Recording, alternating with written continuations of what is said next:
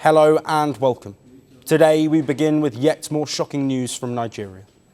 A deadly church attack has shaken the country days after the abduction of 25 schoolgirls. The attack adds to US President Donald Trump's claim of Christian persecution. According to police, the attackers abducted the pastor and some worshippers. But before we tell you more, take a look at the visuals playing on your screens. It shows pastors and devotees worshipping at a church in the central Nigerian town of Eruku. Suddenly, the sound of gunshots disrupt the prayers. Soon after, people can be seen running to safety, while an old woman struggles to find a safe place.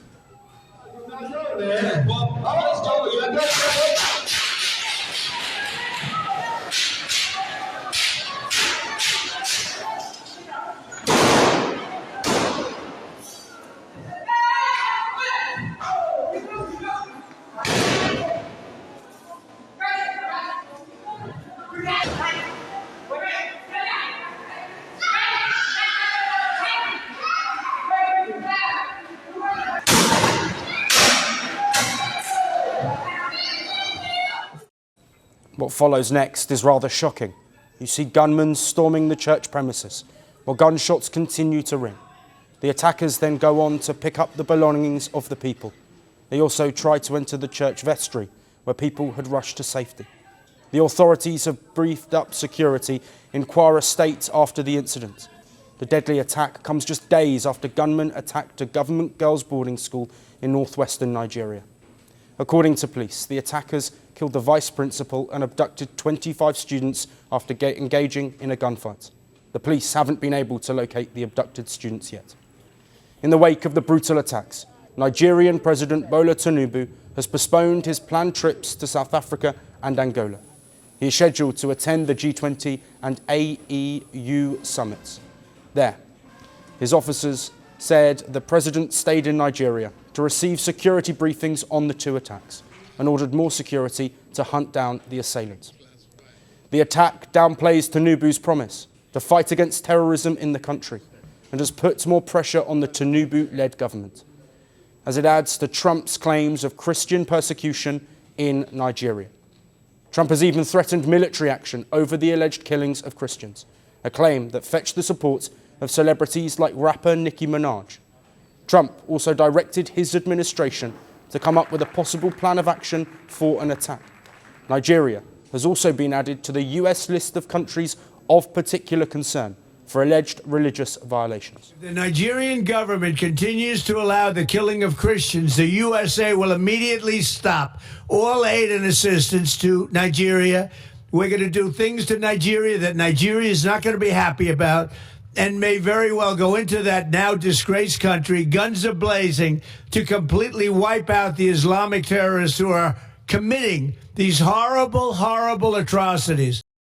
Nigeria is grappling with a security crisis as it reels under insurgency in the northeast, abductions and killings by armed gangs in the northwest, and deadly clashes between Muslim herdsmen and Christian farmers in the central belt. However, Nigeria says that the violence is not linked to any particular religion. It says that the country's complex security challenges have been misrepresented and that the Nigerian constitution guarantees freedom of religion for all. However, the recent church attack may just make the Nigerian government's stance less believable. And for more on this, we have with us Kwara Okonkwo, a political analyst from South Africa. Kwara, thank you for joining us. Thank you.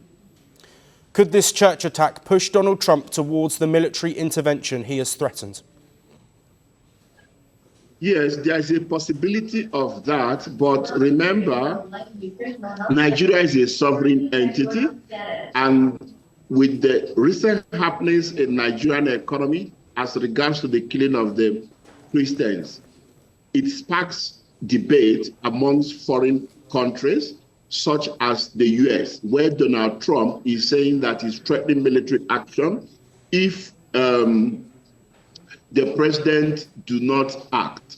Therefore, Nigerian government is saying that this statement is inflammatory, that it is not only Christian but Muslims ahead. Rather, instead of providing military attack against Nigeria, that he rather supports partnership in trying to deal with terrorism in Nigeria. So if Tinubu's government or presidency does not step in to stop these killings, there is an extent that it might push Donald Trump presidency to military intervention in Nigeria. Yes, and how does this latest attack in the wake of the kidnapping that we mentioned impact President Tinubu's stance on violence in Nigeria?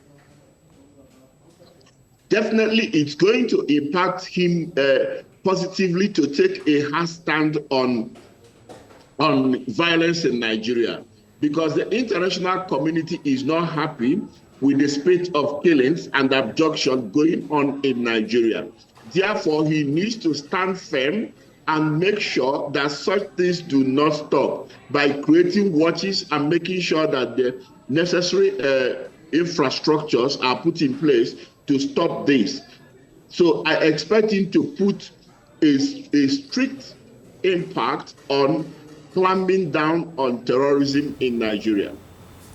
Kwara, how do you think that's possible? Of course, the president has said that it's not religion-based, but of course we've seen attacks recently that might suggest otherwise. How feasible is it for so many areas in Nigeria to be monitored to stop this kind of attack?